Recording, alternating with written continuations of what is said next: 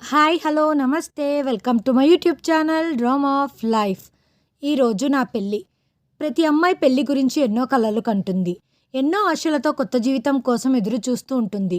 నేను కూడా పెళ్లి చేసుకున్నాను. కానీ ఈ పెళ్లి ఇతరుల వివాహం నుండి కొంచెం భిన్నంగా ఉంటుంది. మరియు ఈ పెళ్లి బలవంతపు ఒప్పందం. నేను బయలుదేరి మా అత్త మామల ఇంటికి వచ్చాను. అత్త మామల ఇంట్లో నా భర్త మరియు మా మామగారు మాత్రమే ఉండేవారు. నన్ను స్వాగతించడానికి అక్కడ ఎవ్వరూ లేరు. నన్ను నేరుగా నా భర్త గదికి తీసుకొని వెళ్లారు. నేను పెళ్లి కూతురిగా సాధారణమైన బట్టలు వేసుకొని కూర్చొని ఉన్నాను. ఓ సాధారణ పెళ్లి కూతురిగా ఏం జరుగుతుందోనన్న భయంతో నా గుండె వేగంగా కొట్టుకుంటుంది మరియు నా చేతులకు చెమటలు పడుతున్నాయి. నా భర్త గురించి నేను విన్న విషయాలన్నీ నా మనసులో మెదులుతున్నాయి. అరే అతడిని పెళ్లి చేసుకోకు, వాడు పిచ్చివాడు. అరే వాడు సైకో. నువ్వు చాలా బాగా చదువుకున్న అమ్మాయివి. అలాంటప్పుడు అతన్ని లాంటి పిచ్చివాడిని పెళ్లాడే మూర్ఖపు పనిని ఎందుకు చేస్తున్నావు? ఈ మాటలన్నీ ఒకదాని తర్వాత ఒకటి నా మనసులో మెదులుతున్నాయి. నర్వస్నెస్ కారణంగా నా గొంతు ఎండిపోతుంది. నేను నా అలజడిని నియంత్రించుకోవడానికి ప్రయత్నిస్తున్నాను. అంతలో నా భర్త గది లోపలికి వచ్చేసరికి నేను కొంచెం కుచించుకుపోయాను. అతను వచ్చి మంచం మీద నా దగ్గర కూర్చొని ఇలా చెప్పడం మొదలుపెట్టాడు. నా తలపై ఉన్న దుపటాన్ని తొలగించమని అతడు అడిగాడు. ఇది నాకు చాలా వింతగా అనిపించింది. కానీ నా భర్త గురించి నేను ఇప్పటికే చాలా వింత విషయాలు విన్నాను. కాబట్టి నేను అతనికి విధేయతను చూపి నా తలపై నుంచి దుపటాను కిందికి జరిపాను. కానీ నా చూపు అతని ముఖం మీద పడగానే నేను షాక్ అయ్యాను. మరియు అతడు కూడా వింత కళ్ళతో నా వైపు చూస్తూ ఉండిపోయాడు. అతడు అలా చాలాసేపు నా వైపు చూస్తూ ఉండిపోవడంతో నాకు తెలియటం లేదు తనకేమైందో అని నేను ఆశ్చర్యపోయాను. హఠాత్తుగా అతడు లేచి గది నుండి టెర్రస్ పైకి వెళ్ళిపోయాడు. నా పేరు అంకిత మరియు నాది పేద కుటుంబం. ఇంట్లో నేను కాకుండగా అమ్మ నాన్న తమ్ముడు కూడా ఉన్నారు. మా సోదరుడు ఇంకా చిన్నవాడు మరియు ప్రభుత్వ పాఠశాలలో చదువుతున్నాడు. నేను ఇంటర్మీడియట్ చేసి ఢిల్లీలోని ప్రసిద్ధ విశ్వవిద్యాలయంలో స్కాలర్షిప్పై చదువుతున్నాను. ఇక్కడ నా లాంటి పేద కుటుంబాలకు చెందిన ఆడపిల్లలు చాలా తక్కువగా ఉంటారు. ఇక్కడ మంచి ధనిక కుటుంబాలకు చెందిన అబ్బాయిలు మరియు అమ్మాయిలు చదువుకోవడానికి వచ్చేవారు. అందుకే నేను మొదటి నుంచి నాలో నేను ఉండిపోయేదాన్ని. నేను ఇంటర్ కాలేజ్లోనూ ఎవరితోనూ స్నేహం చేయలేదు మరియు ఇప్పుడు యూనివర్సిటీలో కూడా నేను ఎవరితో స్నేహం చేయలేదు. కొన్నిసార్లు సార్ వాళ్ళు ప్రాజెక్ట్ కోసం ఏర్పాటు చేసిన క్లాస్ గ్రూప్తో చదువు గురించి డిస్కషన్ చేసేవాళ్ళం. అయితే ఈ రోజుల్లో ముంబైకి చెందిన నితిన్ అనే కుర్రాడు మైగ్రేట్ అయి మా డిపార్ట్మెంట్కి వచ్చాడు. అతడు వచ్చిన వెంటనే డిపార్ట్మెంట్ మొత్తంలో చర్చ మొదలైంది.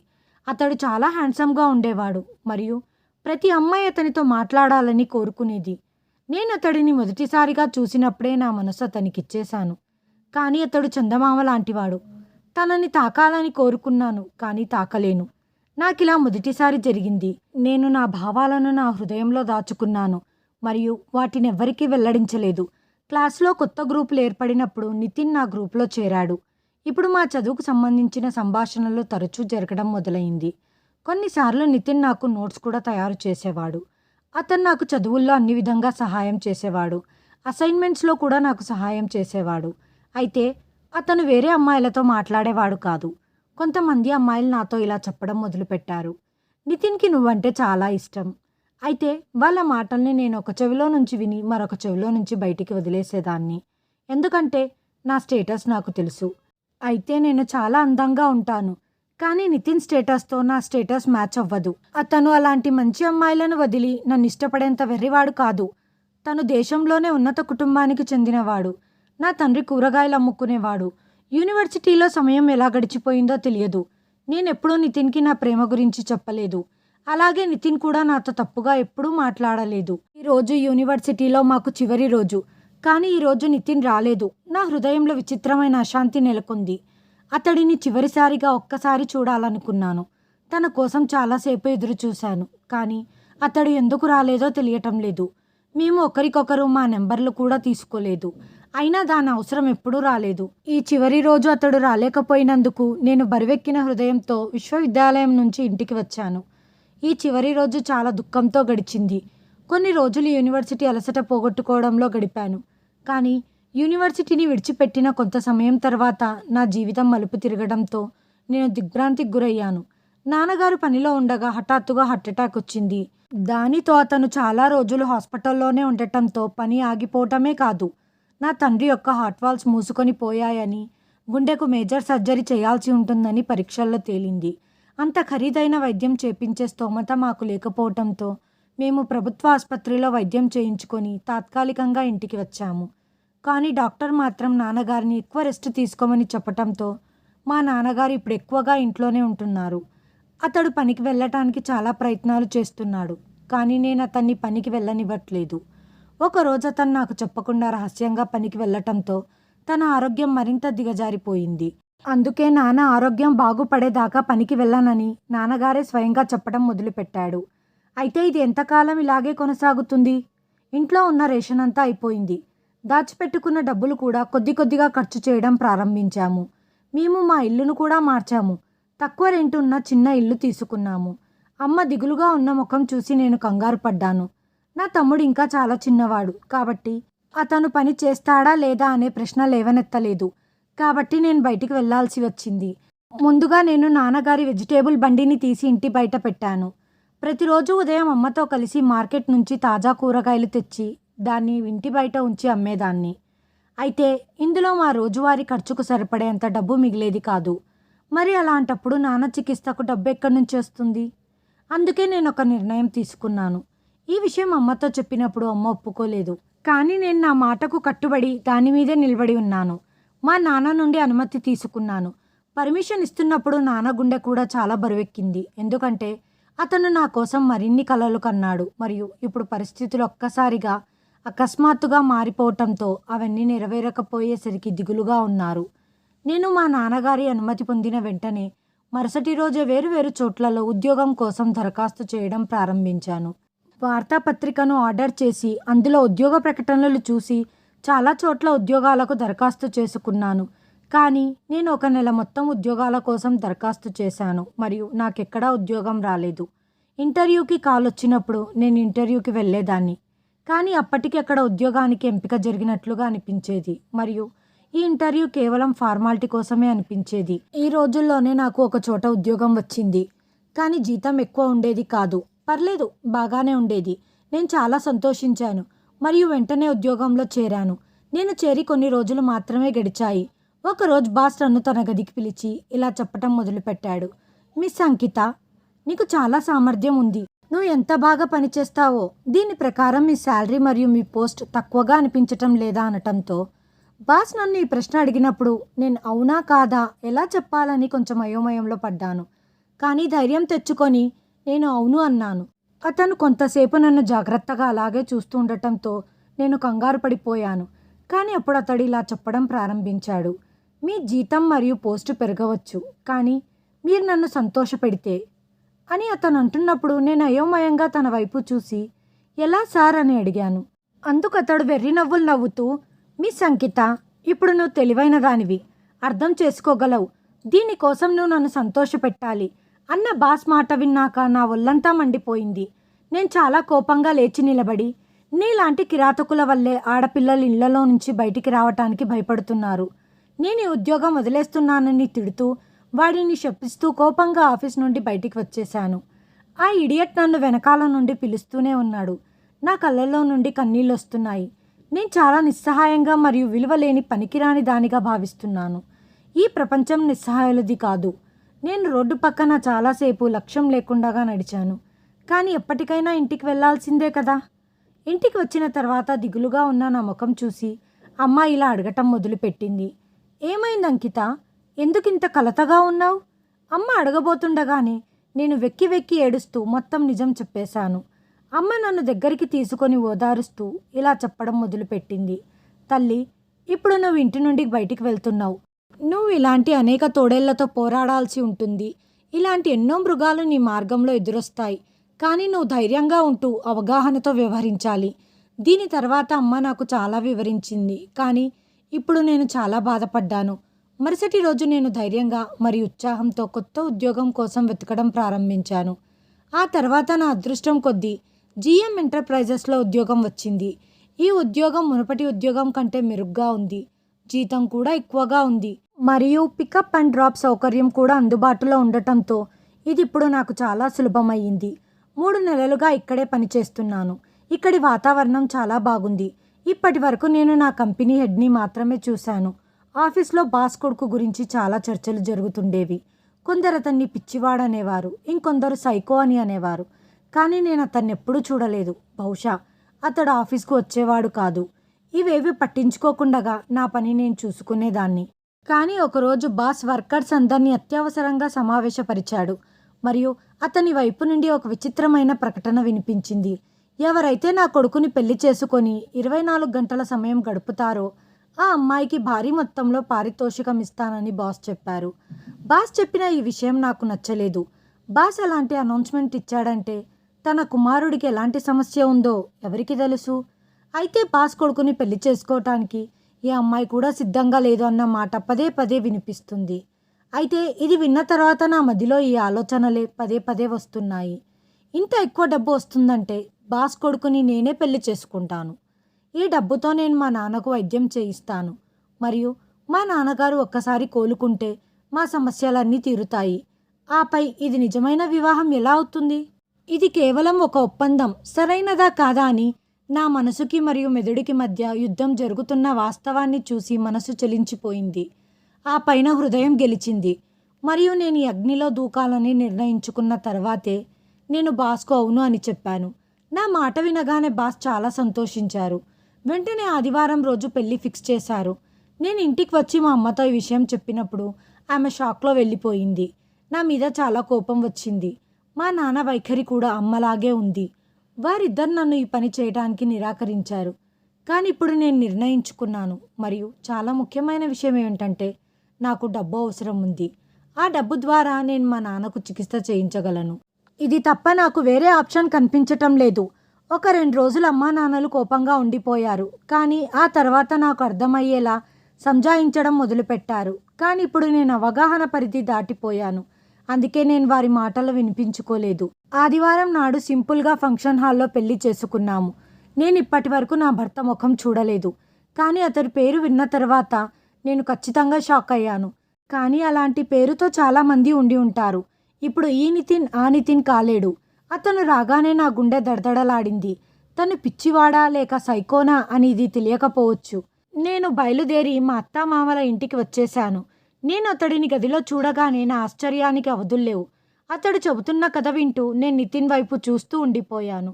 ప్రేమ నిండిన కళ్ళతో అతడు నా వైపు జాగ్రత్తగా చూస్తూ ఉండటంతో నేను సిగ్గుపడుతూ తల వంచుకున్నాను. కానీ కొంతసేపటికి అతన్ని ఇలా అడిగాను. నీకేమైంది? ఎందుకు నువ్వు అంత సైకోగా మారుతున్నావు? నీ గురించి అందరు అలా ఎందుకు మాట్లాడుకుంటున్నారు? నా మాట విన్న తర్వాత నితిన్ గట్టిగా ఊపిరి పీల్చుకొని చెప్పడం మొదలుపెట్టాడు. అప్పుడు నేను ముంబై నుండి మైగ్రేట్ అయి ఢిల్లీ యూనివర్సిటీకి వచ్చినప్పుడు నేను డిపార్ట్మెంట్లోకి ప్రవేశించగానే నా మొదటి చూపు నీపై పడింది. అప్పుడు నువ్వు ఒక బెంచ్ మీద కూర్చొని కొన్ని నోట్స్లను తయారు చేసుకుంటున్నావు. ఈ మోడల్స్ మరియు ఫ్యాషన్గా ఉండే అమ్మాయిలు అందరూ మేకప్ వేసుకోవడం ద్వారా కేక్ పేస్ట్రీలుగా తయారవుతున్నారు. నువ్వు అలాంటి మోడల్ అమ్మాయిల నుండి పూర్తి భిన్నంగా కనిపిస్తున్నావు. అన్ని రకాల మేకప్లతో ఉన్న అమ్మాయిలను చూసి చూసి నీ ముఖం చూడగానే నాకు స్వచ్ఛంగా మరియు చాలా అందంగా కనిపించింది. నువ్వు దుపటాను ధరించి చాలా సింపుల్గా మరియు క్యూట్గా ఉన్నావు. నేను కొన్ని క్షణాలు నిన్ను చూస్తూ ఉండిపోయాను. ఇంతకుముందు నా జీవితంలోకి అమ్మాయి రాలేదని కాదు. అయితే అది కేవలం టైంపాస్ కోసం మాత్రమే. కానీ నిన్ను చూసిన తర్వాత తొలిచూపులోనే నేను ప్రేమలో పడ్డాను. మరియు నేను అక్కడే నిలబడి నిర్ణయించుకున్నాను. నేను నిన్ను మాత్రమే నా భార్యగా చేసుకోవాలని. ఈ ఆలోచన వచ్చిన వెంటనే నా మనసుకు ఒక ప్రశాంతమైన భావన కలిగింది. నిన్ను చూస్తూ మరియు నీతో మాట్లాడుతుంటే చాలా సంతోషం కలిగేది. ఈ రోజుల్లో నన్ను పెళ్లి చేసుకోమని మా నాన్నగారు ఒత్తిడి చేయడం ప్రారంభించారు. అందుకే నాన్న నన్ను ఢిల్లీ నుంచి ఇక్కడికి పిలిపించారు. నేను నీ గురించి చెప్పాను. కానీ స్టేటస్లో తేడా రావటంతో నాన్న నా ప్రపోజల్ని నిర్మోహమాటంగా తిరస్కరించారు. నిన్ను కలవడానికి కూడా అనుమతించలేదు. అతను మీ సామర్థ్యం లేదా మీ అందాన్ని పట్టించుకోరు. తన లాంటి బిజినెస్ క్లాస్ ఫ్యామిలీ వారితో నా పెళ్లి చేయాలని కోరుకున్నారు. తద్వారా అతను తన వ్యాపారాన్ని విస్తరించవచ్చు అనుకున్నారు. నేను మా నాన్న మాటల్ని పదే పదే తిరస్కరిస్తూనే ఉన్నాను. కానీ అతను నా మాట ఒక్కటి కూడా వినలేదు. మరియు ఒక చోట నా సంబంధాన్ని ఖాయం చేసుకొని వచ్చారు. ఈ కారణంగానే నేను యూనివర్సిటీ చివరి రోజు రాలేకపోయాను. నువ్వు నన్ను ఇష్టపడుతున్నావని నాకు తెలుసు. కానీ ఆఖరి రోజున నీ ఆశలు మరియు కలలను నేను భగ్నం చేయలేకపోయాను. అందుకే ఆ రోజు యూనివర్సిటీకి రాలేకపోయాను. నాన్నగారు నాకు చాలా ఆడంబరంగా మరియు గొప్పగా నిశ్చితార్థం చేశారు. నాన్న కోరికలకు నేను తల వంచాను. కానీ దాని తర్వాత నేను మౌనంగా ఉండటం మొదలుపెట్టాను. నాకు కాబోయే భార్య నన్ను బయటికి తీసుకెళ్ళటానికి తరచూ వస్తుండేది. ఆమె నాకు ఖరీదైన బహుమతులను గిఫ్ట్‌గా ఇచ్చేది. ఆమె నాతో సమయం గడపాలనుకునేది. కానీ నాకివన్నీ అసలు నచ్చేవి కావు. నేను నీ గురించి పదే పదే ఆలోచిస్తున్నాను. నేనొకరోజు విశ్వవిద్యాలయంలోని క్లర్కల్ డిపార్ట్మెంట్ నుండి మీ ఇంటి అడ్రస్ తీసుకొని, వెంటనే మీ ఇంటికి కూడా వెళ్ళాను. కానీ మీరందరూ అప్పటికే ఆ ఇంటి నుండి వెళ్ళిపోయారని తెలిసి, నేను చాలా నిస్సహాయంగా మారిపోయాను. ఇప్పుడు ఇంత పెద్ద నగరంలో నేను నిన్నెక్కడని వెతకను? దీని తర్వాత నాకు స్పృహ తప్పినట్లుగా అనిపించింది. ఒకరోజు ఈ పరిస్థితుల్లో నాకు కాబోయే భార్యతో గొడవ జరిగింది. ఆమె నన్ను ఒక డ్యాన్స్ ప్రోగ్రాంకి తీసుకువెళ్ళాలనుకుంది. ఆ సమయంలో నాకెక్కడికి వెళ్ళాలనిపించలేదు. కాబట్టే తను మళ్ళీ మళ్ళీ నన్ను ఇబ్బంది పెట్టకూడదని నేను తనని సున్నితంగా తిరస్కరించాను. నేను తిరస్కరించటంతో ఆమె చాలా బాధపడింది. మరియు నా ప్రవర్తన గురించి తన తండ్రికి ఫిర్యాదు చేసింది. ఆమె తండ్రి మా నాన్నతో మాట్లాడాడు. మరియు ఇంట్లో తుఫాన్ చెలరేగింది. మా నాన్నగారు మొదట నాతో చాలా దుర్భాషలాడి, ఆ తర్వాత అమ్మాయికి క్షమాపణ చెప్పాల్సిందే అని క్లియర్గా నాకు వార్నింగ్ ఇచ్చారు. నీ ప్రవర్తనని సరిదిద్దుకోవాలి, లేకపోతే అతని వ్యాపారానికి మరియు మన సంబంధానికి కూడా నష్టం వాటిల్లుతుంది అన్నారు. కానీ నాకు అలాంటి ఉద్దేశం లేదు. నేను ఆ అమ్మాయికి క్షమాపణలు చెప్పలేదు లేదా సంబంధాన్ని కాపాడుకోవాలనుకోలేదు. ఫలితంగా మా నిశ్చితార్థం క్యాన్సల్ అయ్యింది. నాన్న నాపై చాలా కోపంగా ఉన్నారు. ఆ తర్వాత అతను మరొక ప్రదేశంలో నా సంబంధాన్ని ఫిక్స్ చేశారు మరియు అమ్మాయిని కలవడానికి నాకు కొంత ఎక్కువ సమయం ఇచ్చారు. మేమిద్దరం ఒకరినొకరం అర్థం చేసుకుంటే వెంటనే మా నిశ్చితార్థం చేయాలని మా నాన్న కోరుకున్నారు. కానీ నేను ఎప్పుడు ఇంట్లోనే పడి ఉండేవాడిని. నాకు బయటికి ఎక్కడికి వెళ్ళాలనిపించేది కాదు. నాన్నగారు నన్ను చాలా మందలించేవారు మరియు తరచుగా నాకు వివరించేవారు. కానీ అతను నా మాటలు వినడానికి సిద్ధంగా లేడు. కొంతకాలం తర్వాత నాన్న కూడా నా గురించి ఆందోళన చెందడం ప్రారంభించారు. అతను నాకు సమయం ఇస్తూ నాతో కలిసి భోజనం చేసేవాడు. కానీ నాకు ఇకపై అతని సహవాసం అక్కర్లేదనిపించేది. నాకు తన అవసరం వచ్చినప్పుడు అతడు తన వ్యాపారాన్ని స్థాపించడం గురించి ఆలోచిస్తూ బిజీగా ఉండేవాడు. సరే, నా ఈ సంబంధం కూడా ముగిసింది. నేను మా నాన్నగారికి స్పష్టంగా చెప్పాను, ఇప్పుడు నాకు ఎలాంటి సంబంధం చూడకండి. ఇప్పుడు నాకు పెళ్లి చేసుకోవాలని లేదు. నాకు కాస్త సమయం ఇవ్వండి నాన్నగారు అనటంతో, బహుశా మా నాన్న కూడా నన్ను అర్థం చేసుకున్నాడు. కాబట్టే నేను కోలుకోవడానికి అతను నాకు కొంత సమయాన్ని ఇచ్చాడు. ఇలా కొన్ని రోజులు గడిచాయి. తన ఒక్కగానొక్క కొడుకును ప్రపంచం నుండి వేరు చేసి చూడడం మా నాన్నకి నచ్చలేదు. తరచూ నా స్నేహితులకు ఫోన్ చేసి ఏదో ఒక సాకుతో ఇంటికి పిలిపించేవారు. తద్వారా నన్ను సంతోషపెట్టాలని చూసేవారు. కానీ నేను తాత్కాలికంగా దూరంగా ఉంటాను, లేకపోతే అదే పరిస్థితికి బలవ్వాల్సి వస్తుంది. కొన్ని రోజుల తర్వాత నాన్నగారు ఇలా చెప్పడం మొదలుపెట్టారు, ఆ అమ్మాయి ఎక్కడో ఉందో వెతుకు. నువ్వు 1 నెలలోపు అమ్మాయిని కనుక్కోవడంలో సఫలమైతే తనతో నీ పెళ్లి చేస్తాను, లేకుంటే నేను చెప్పిన అమ్మాయిని నువ్వు పెళ్లి చేసుకోవాల్సి ఉంటుంది అనటంతో మా నాన్నగారి షరతును ఒప్పుకొని, నేను నీ కోసం చాలా వెతికాను. నువ్వు నివసించే పాత ప్రాంతానికి వెళ్ళి అక్కడి నుండి నీ కొత్త ఇంటి చిరునామాను తీసుకున్నాను. కానీ అతను ఇచ్చింది తప్పు అడ్రస్ అని తేలింది. మీ నాన్న గురించి నాకేమీ తెలియదు, కాబట్టి నేను దేని గురించి వివరించాలి? ఇలాగే 1 నెల గడిచిపోయింది. నాకేమీ తెలియటం లేదు ఏం చెయ్యాలో అని. నా దగ్గర నీ ఫోటో లేదు. నువ్వు ఎవరితోనూ స్నేహం చెయ్యలేదు. అలాంటప్పుడు నేను నీ గురించి ఎలా అడిగి తెలుసుకోగలను? నెల పూర్తవ్వగానే నాన్న నీ గురించి అడిగినప్పుడు ఇలా చెప్పాను, మీరు ఈ అమ్మాయిని పెళ్లి చేసుకోమంటే నేను అమ్మాయిని పెళ్లి చేసుకోవటానికి సిద్ధంగా ఉన్నాను అని ఓడిపోయిన రీతిలో చెప్పటంతో నాన్నగారు ఆనందంతో అదుపు తప్పినట్లుగా అనిపించింది. మరుసటి రోజు అతను, ఈ ఆదివారం నీ పెళ్లి నిశ్చయించాను, కాబట్టి ఈ ఆదివారం రెడీగా ఉండు అన్నారు. నేను మా నాన్నగారిని అమ్మాయి గురించి ఏ విషయమూ అడగలేదు. ఎందుకంటే నువ్వు కాకుండా ఎవరున్నా నాకు ఫరక్ పడదు. కాబట్టి ఆదివారం నిర్ణీత సమయానికి నేను సిద్ధంగా ఉన్నాను. పెళ్లి సమయంలో నీ పేరు విని నేను ఖచ్చితంగా ఆశ్చర్యపోయాను. అయితే ఈ లోకంలో అంకిత అనే పేరు ఉన్న అమ్మాయిలు ఎంతమంది ఉన్నారో అని ఆలోచిస్తూనే ఉన్నాను. నిన్ను నా గదిలో చూసి ఆశ్చర్యపోయాను. బహుశా ఆ దేవుడు మన బంధాన్ని ముందే రాసి ఉండవచ్చు. అందుకే విధి మనల్ని ఇలా కలిపింది. ఈరోజు మనం ఒక్కటిగా మారాం అంటూ నితిన్ చెయ్యి నా వైపు చాచాడు. నేను కూడా అతని చెయ్యిపై నా చెయ్యి ఉంచాను. మరుసటి రోజు ఉదయం నితిన్ మరియు నేను చాలా సంతోషంగా మా గది నుండి బయటికి వచ్చి నితిన్ నాన్నగారిని కలిశాము. మేమిద్దరం కలిసి సంతోషంగా ఉండటం చూసి ఆయన ఆశ్చర్యపోయాడు. ఆ తర్వాత మా ఇద్దరిని కౌగిలించుకున్నారు. ఆనందంతో అతని కళ్ళు చెమ్మగిల్లాయి.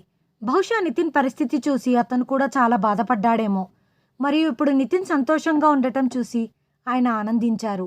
అందరం కలిసి టిఫిన్ చేయడం మొదలుపెట్టాము. కొద్దిసేపటి తర్వాత నితిన్ అక్కడున్న ప్రతిదీ నాకు ఇస్తుండటంతో నాకు చాలా సంతోషంగా ఉంది. మా మామగారు నితిన్ వైపు ఆశ్చర్యంగా చూస్తూ ఉన్నారు. ఈ నిజం నాకు నితిన్కు మాత్రమే తెలుసు. ఈ విషయాన్ని తన తండ్రికి చెప్పలేదు. మేమిద్దరం ఒకరినొకరం ఇష్టపడ్డామని, మరెవరికి చెప్పకూడదని నితిన్ మరియు నేను ప్రామిస్ చేసుకున్నాము. నితిన్ పెళ్లి చేసుకోవాలనుకున్న అమ్మాయిని నేనే. అతని తండ్రికి కూడా ఈ నిజం తెలియదు కాబట్టే మా సంతోషాన్ని చూసి అతడు కూడా సంతోషంగా ఉన్నాడు. హఠాత్తుగా నితిన్ తన తండ్రితో ఇలా అన్నాడు. నాన్న, నేను మీకు నిజంగా కృతజ్ఞతలు చెప్పాలనుకుంటున్నాను. అంకితాను నా జీవిత భాగస్వామిగా ఎంచుకున్నందుకు. తన కంటే మంచి అమ్మాయి నాకు మరొకరు దొరకరు అంటూ నితిన్ లేచి తన తండ్రిని కౌగిలించుకోవటంతో అతని కళ్ళు చెమ్మగిల్లాయి. నితిన్ తన తండ్రిని అలాగే కౌగిలించుకొని చాలాసేపు నిలబడ్డాడు. మా పెళ్ళై దాదాపు 1 రోజులయ్యింది.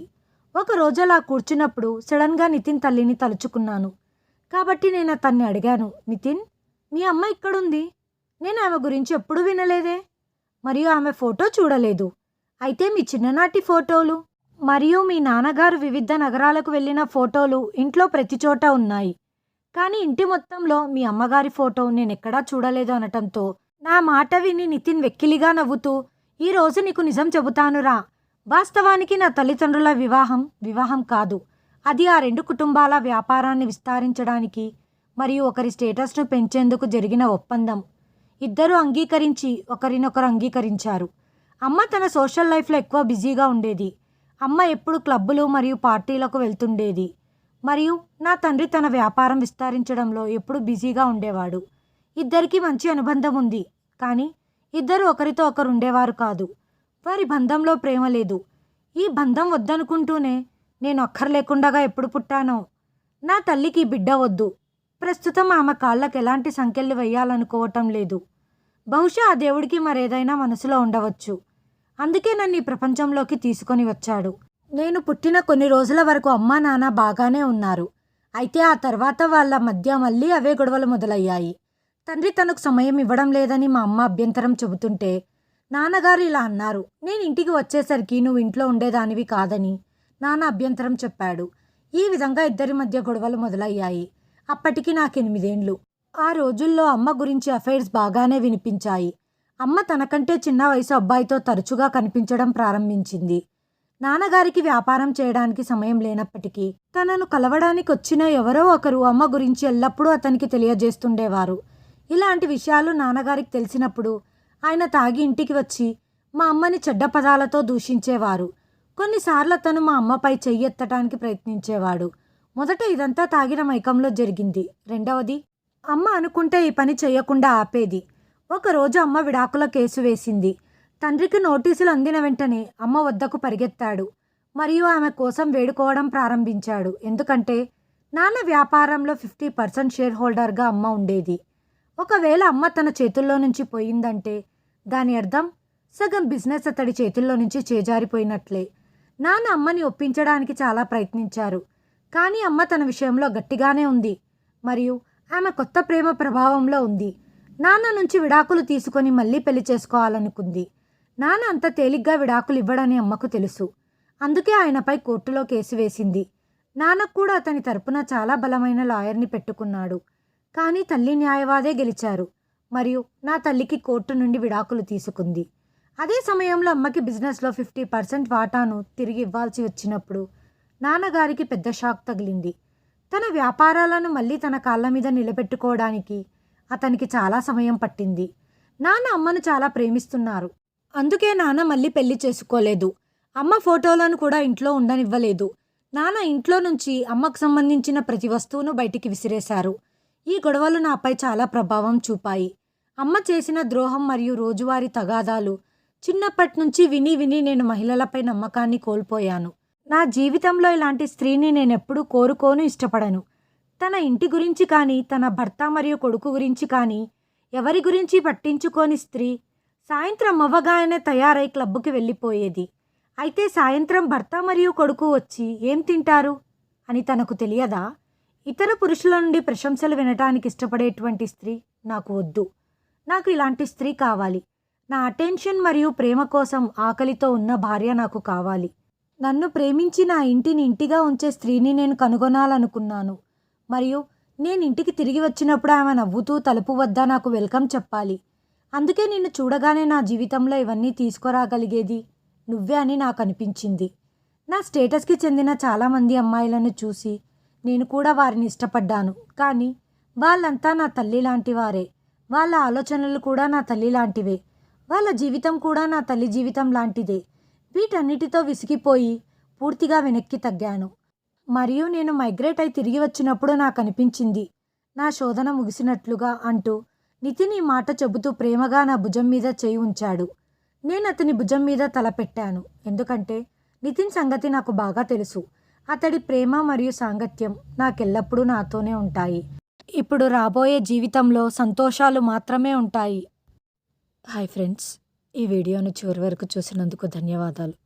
ప్లీజ్ సబ్స్క్రైబ్ చేయండి, లైక్ చేయండి, షేర్ చేయండి, కామెంట్ చేయండి. Thanks for watching.